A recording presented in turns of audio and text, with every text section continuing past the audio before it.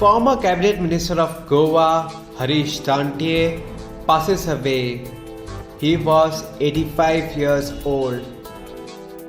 Goa CM Dr. Pramod Sawant condoled the death of Harish Dantiye.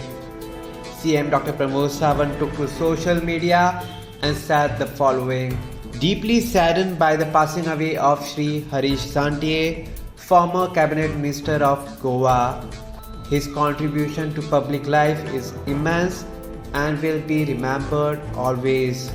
A great loss for Goa. My heartfelt condolences to his family in this hour of grief.